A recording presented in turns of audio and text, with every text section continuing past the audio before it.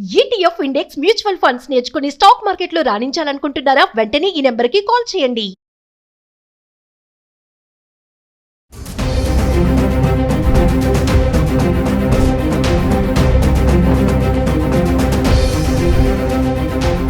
Hi hello namaste, welcome back to Suman TV. ప్రస్తుతం మనతో పాటు ఉన్నారు consumers welfare committee chairman Mandadi Krishnareddy garu. సార్తో మాట్లాడదాం. నమస్తే సార్. నమస్కారం అమ్మా. సార్, బంగారం రేట్ చూసుకుంటే మరి కొంచెం తగ్గిందని ఆనందపడాలా, రేపు మళ్ళీ పెరుగుతుంది అని భయపడాలంటే ఇలానే ఉంటుందా సార్? హెచ్చు తగ్గులుగానే ఉంటుందంటారా?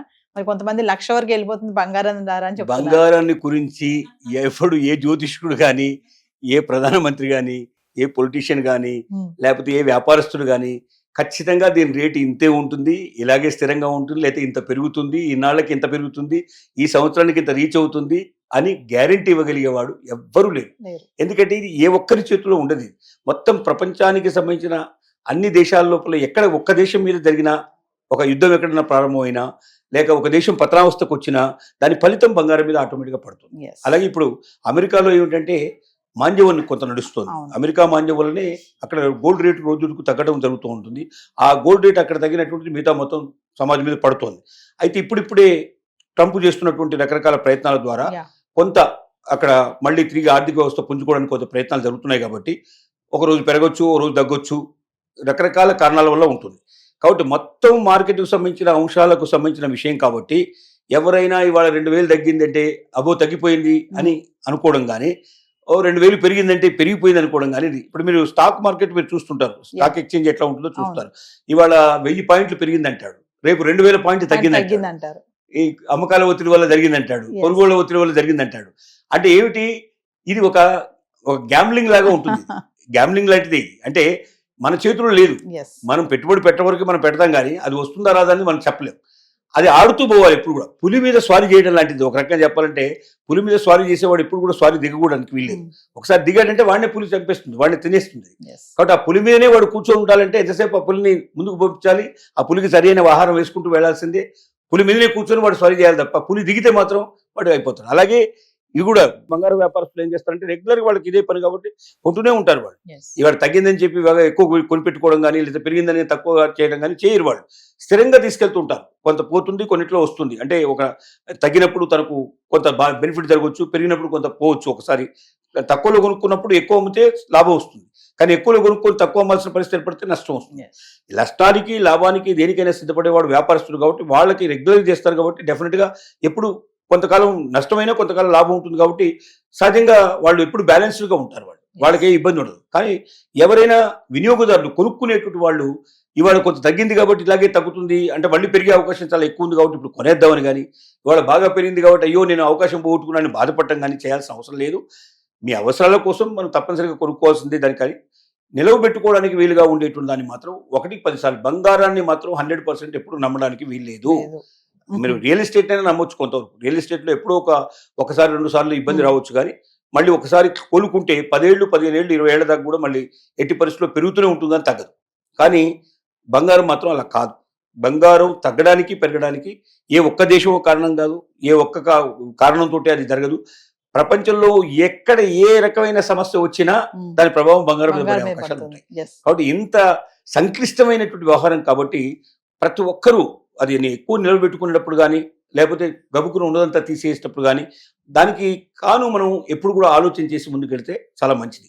అంటే సార్, ఇప్పుడు స్టాక్ మార్కెట్ పెరిగింది అనుకోండి, బంగారం రేట్ తగ్గుతుంది అంటారు కదా. అంటే స్టాక్ మార్కెట్ బాగా పెరిగితే ఏంటంటే ఎక్కువ మంది అటువైపున ఇన్వెస్ట్ చేయడానికి ప్రయత్నం చేస్తారు. రియల్ ఎస్టేట్ బాగా భూమి అయితే అటువైపు ఇన్వెస్ట్ చేయడానికి ప్రయత్నం. అంటే మనకు 3-4 రకాలే ఉన్నాయి. ఎక్కువ ఇన్వెస్ట్మెంట్ పాసిబిలిటీస్ లేవు. అంటే కామన్ మ్యాన్ అయినా సరే ఎవరైనా సరే పాల్గొనడానికి సిద్ధపడేది ఒకటి స్టాక్ మార్కెట్లోకి వెళ్ళడం, రెండోది బంగారం కొనుక్కోవడం, మూడోది మనం రియల్ ఎస్టేట్ మీద పెట్టాం. భూములు భవనాల మీద వాటి మీద మనం పెడతాం. ఈ మూడింటి మీదనే ఎక్కువ పెడతాం. ఎందుకంటే ఇవి మాత్రమే మనం ఇండివిజువల్గా సంపదలుగా మనం పరిగణించే అవకాశాలు ఉంటాయి. దీంట్లో ఏ ఒక్కటి పెరిగినా ఒకటి పెరుగుతున్నప్పుడు ఇంకోటి ఆటోమేటిక్ 2 తగ్గడానికి అవకాశాలు ఉన్నాయి. ఎందుకంటే దాని మీద ఎక్కువ ఇన్వెస్ట్ చేసినప్పుడు దీని మీద తగ్గుతుంది. అలా బ్యాలెన్స్ ఈ మూడింటి వైపు మనం చూస్తూ ఉంటే మనం గమనిస్తున్నట్టయితే అది బాగా పీక్ వెళ్తుంటే ఇది కొద్ది తగ్గుతుంటుంది, ఇది బాగా పీక్ వెళ్తుంటే అది కొద్ది తగ్గుతుంటుంది. ఇది ఇలా బ్యాలెన్స్ చేసుకుంటూ వెళ్తుంది. ట్రంప్ చూసుకుంటే ట్యాక్స్ దాన్ని బట్టి కూడా బంగారం రేట్ మీద ఏమంటే ఇంపాక్ట్ పడుతుంది అంటే కొంత పడడానికి అవకాశం ఉంది. ఎందుకంటే ఇప్పుడు అక్కడ అమెరికా ఎంత ధనవంత దేశం అవుతూ ఉంటే అప్పులు ఇంత తక్కువగా వాళ్ళు అప్పులు మొత్తం తీర్చేసుకుంటూ పోయినట్టయితే అది సంపన్నమైన దేశం అయినప్పుడు డెఫినెట్గా దాని ఇంపాక్ట్ డాలర్ మీద ఉంటుంది. డాలర్ మీద ఇంపాక్ట్ అయినప్పుడు గోల్డ్ మీద ఉంటుంది. గోల్డ్ మీద ఉన్నప్పుడు మనకు ఆటోమేటిక్గా దాని ప్రభావం మనకు కనబడుతుంది. సో ఏదేమైనా బంగారం ఒకరోజు తగ్గింది అంటే తగ్గిపోయింది అనుకోవడానికి లేదు, రేపు మళ్ళీ పెరగొచ్చు, ఎల్లుండి మళ్ళీ తగ్గొచ్చు అంటారు. ఎవ్వరు కూడా దాన్ని స్థిరంగా భావించకూడదు. ఇది ఒక జూదం లాంటిది, అది పోతూ ఉంటుంది, వస్తూ ఉంటుంది, పోతుంటూ వస్తుంటుంది. మీ దగ్గర అంత శక్తి ఉంటే, రెగ్యులర్గా కొనే అలవాటు ఉంటే, మీరు కొంటూ అమ్ముతూ పోతూ ఉంటే ఎక్కడో దగ్గర మీకు లాభం వచ్చే అవకాశాలు ఉంటాయి. కానీ ఎప్పుడో ఒకసారి చేసేది మాత్రం అబ్బో ఇప్పుడు తగ్గింది వెంటనే కొనిపెట్టుకుందాం అంటే రేపు పొద్దున మళ్ళీ ఇంకా తగ్గితే మీరు నష్టపోతారు. లేదా హెచ్చు తగ్గులు ఉన్న సమయంలో సార్ ఇన్వెస్ట్మెంట్ చేయొచ్చు అంటారా మరి బంగారం పైన? అంటే ఇన్వెస్ట్మెంట్ చేయడానికి అదే అంటున్నాం. ఇప్పుడు మనం కామన్ మ్యాన్ గా ఉండేవాళ్ళు కానీ మధ్యతరగతి వాళ్ళు కానీ సహజంగా వాళ్ళ అవసరాలకు మొత్తం కొనుక్కుంటారు తప్ప వాళ్ళు దీన్ని ఇన్వెస్ట్మెంట్ కింద చేసి వాళ్ళు కొనరు. అంటే ఒక ఏదైనా ఆపద వచ్చినప్పుడు టక్కన తీసుకెళ్లి వెంటనే అన్నిటికన్నా తొందరగా డబ్బులు వచ్చేస్తుంది బంగారం. మిగతా ఏది భూములు అమ్మాలన్నా టైం పడుతుంది. స్టాక్ ఎక్స్చేంజ్లో కూడా మీకు వెంటనే డబ్బులు వస్తాయి కానీ ఎక్కువ వస్తాయని చెప్పడానికి వీలు పడదు. ఆ రోజున స్టాక్ ఎక్స్చేంజ్ పొజిషన్ ఎట్లా ఉంటే దాని ప్రకారం వస్తాయి మనకు. బంగారం కూడా అదే, ఆ రోజు ఏ రేటు ఉంటే ఆ రేటు ప్రకారం మనకు వస్తాయి. అయితే ఇదేంటంటే అది స్టాక్ ఎక్స్చేంజ్ అని ఎవరో వాళ్ళు మనం డిమార్ట్ అకౌంట్ మనకు లేకపోయినట్టయితే, డిమాట్ లేకపోయినట్టయితే ఎవరో ఒక బ్రోకర్ని పట్టుకొని అతని ద్వారా చేయాలి, అతను అమ్మి మళ్ళీ మనకు డబ్బులు ఇవ్వాలి.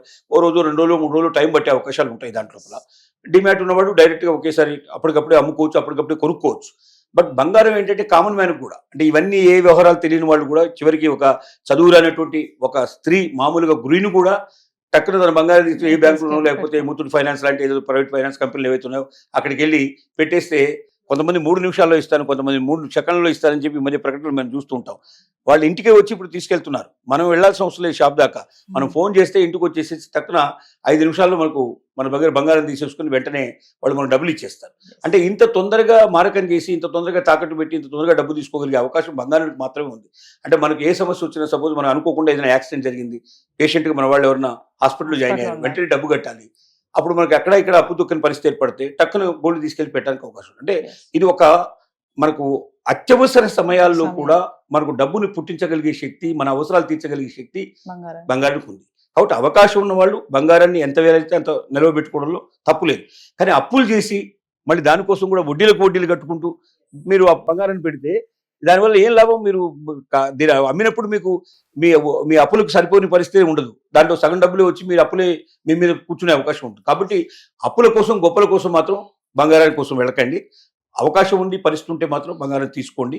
బంగారం తగ్గిందని ఆశపడటం కానీ, పెరిగిందని బాధపడటం కానీ 2 చేయాల్సిన అవసరం లేదు. బంగారం పెరుగుతుంటుంది, తగ్గుతుంటుంది, మళ్ళీ వెనక్కి రావడానికి కూడా పాసిబిలిటీ ఉంది.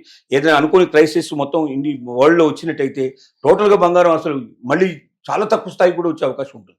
లేదా అసలు మనం ఊహించడానికి అంత స్థాయికి వెళ్ళడానికి అవకాశం ఉంటుంది. ఇది ఊహాజనితమైన, ఏది ఊహలకు అందనటువంటిది బంగారం. కాబట్టి దాని మీద ఎవరైనా ఏదైనా అంచనాలకు వెళితే ఆ అంచనాలు తప్పడం ఖాయమని మాత్రం ఖచ్చితంగా చెప్పగలం. నమస్తే సార్.